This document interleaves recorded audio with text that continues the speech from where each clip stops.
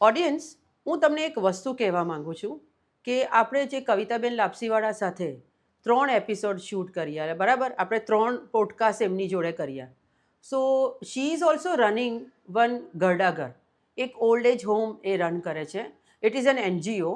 Okay, તો એનું તમને એડ્રેસ આપું કે એડ્રેસ છે બંગલા નંબર 13, પિતાશ્રી વૃદ્ધાશ્રમ, Sanskriti park, row house, doctor park પાસે, સુભાષ ગાર્ડનની પાછળ, મોરાભાગળ, જહાંગીરપુરા રોડ, સુરતમાં છે આ.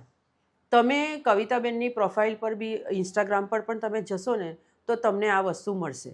નાવ ઘણા ઓડિયન્સ એ મને એક ક્રિટિક કરી અને મને કહ્યું કે આવી રીતે તમે ઘરડા આશ્રમ ચલાવો છો તો સ્વાભાવિક છે કે લોકો પોતપોતાના મા બાપને ત્યજી જ દેશે.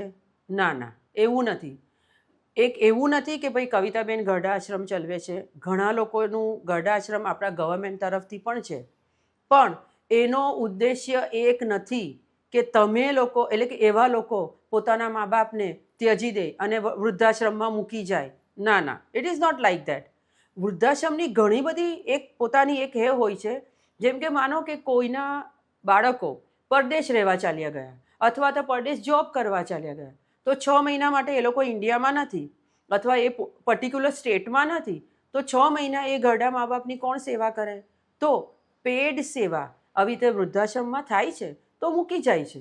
પછી ઘણીવાર કોઈના ઘરમાં લગ્ન પ્રસંગ હોય છે તો મહિના 2 મહિનાની તૈયારી હોય છે, ત્યારે પણ જે એકદમ ક્રિટિકલ કન્ડિશનમાં મા બાપ હોય, હવે લગ્નને પણ મહત્ત્વ આપવું પડે છે, મા બાપને પણ મહત્ત્વ આપવું પડે છે, કોઈનું ઘર નાનું હોય છે, કોઈ પ્રસંગ આવ્યો હોય છે, ત્યારે પણ મા બાપને વૃદ્ધાશ્રમમાં થોડા સમય માટે મૂકવા જાય છે અને તે પણ પેડ છે. એવી રીતે આ લાપસીવાળા બહેનનો પણ આવી રીતે જ વૃદ્ધાશ્રમ છે. લોકો આવે પણ છે, જાય પણ છે. અમુક લોકો એવા છે જે કાયમ માટે આવી ગયા, જેનું કોઈ જ નથી અને એમને શોધીને એમને પોતાના આશ્રમમાં રાખ્યા છે.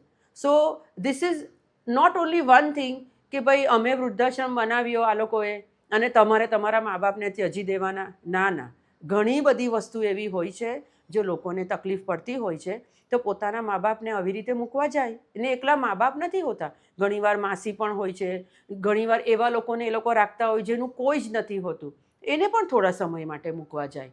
Okay, so please donate very very generously to any વૃદ્ધાશ્રમ. એવું નહીં કે કવિતાબેનના જ, પણ એની વૃદ્ધાશ્રમ. હેલ્પ આઉટ અને માઇન્ડ પોઝિટિવ રાખો કે કોઈ વસ્તુ ખુલે છે તો તેની કંઈ આવી બેડ ઇમ્પેક્ટ માટે લોકો ખોલતા નથી.